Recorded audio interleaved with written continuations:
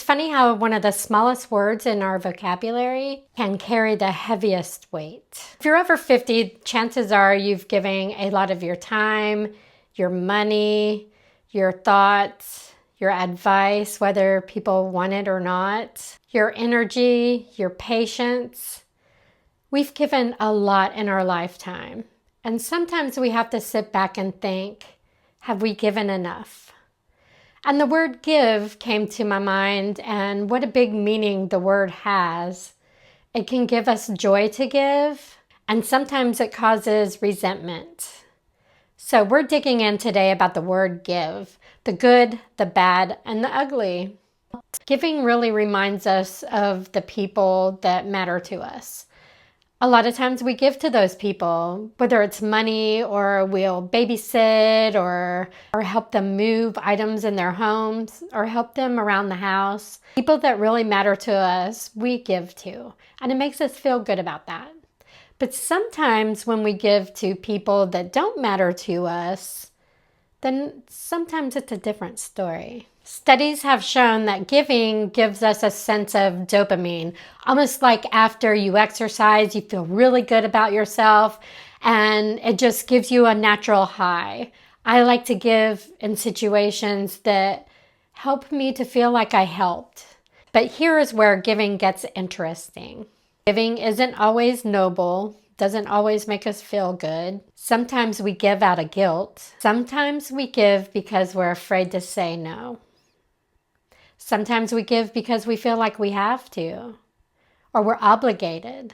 And when you've been on this earth for 6 decades like I have, you start realizing when you're giving too much or when some people take advantage of it. You know, sometimes these people are the ones that call you when they need the most help. They have nothing to do with you until they need something. They'll call you and ask you to do a favor, watch the kids, help cut their grass, or even listen to them drunk at 2 a.m. in the morning complaining about what a lousy night they had with their partner. If you're not careful, all this giving that you give can turn into an overgiving, a feeling of resentment, a feeling of loss. And that's when we start feeling off about our giving. It makes us think, do I give or what do I do now?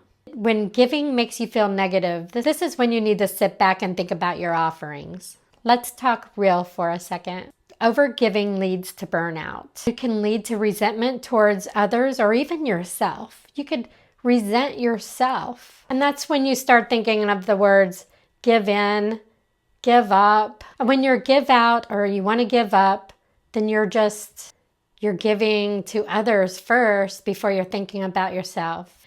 And you know, and this has happened with me, when you give so much to others, when you receive things, you don't know how to receive it. Sometimes when we give so much, we kind of feel left out to ourselves. Receiving any kind of compliment, we don't know how to take it because we're always doing the opposite. We're giving the compliments and giving the help and giving the money. We forget how to receive it ourselves. You know, when you need an ear to listen to how your day was. Have you ever felt embarrassed when someone gave you a compliment? I have. It's embarrassing to be embarrassed. But we forget how to also receive any type of gift, even if it's not money. And let's not ignore this. Some people take advantage of a giver. They know you won't say no, and they count on it. It can lead to them manipulating you. But here's the good news. You have to realize that giving doesn't have to drain you out. It can mean choosing how and when you decide to give, or when you show up for that one person or many people that you really care about. It's okay to give slowly. It's okay to give small. And it's okay to say, no, not today. Boundaries do not make you selfish. They make you sustainable. When I give to somebody, and you know, giving doesn't always mean about money. So give is just going to be in general, give attention, give time. give an ear, give advice. It doesn't mean money. Give does not mean money all the time. But when I give, I want to give to people that are important to me, that I really connect with. When you give to strangers in need, it makes you get that sense of, I really helped someone today. I like that feeling when I give, but I don't like the feeling when I feel like it's expected of me. So that's when I set boundaries of when I give and when I don't. So again, ask yourself, am I giving because I want to? Am I giving because I feel like I have to? Am I giving because it helps me to feel good and it takes care of me to do that? And this is a real big point about giving. When you give to somebody and you know you're helping them, that's one thing. But are you enabling them? A lot of times we give and we enable. So are you an enabler? You have to stop enabling. If you love somebody and you're giving and giving and giving, and they continue to have negative reactions afterwards, they might be really thankful, but they don't change anything in their life to set themselves forward to where they can give to someone else. They constantly live in that enabling fashion because people keep giving to them. They get used to that, and then they don't want to change for themselves. So sometimes when we give to a person like this, we have to stop.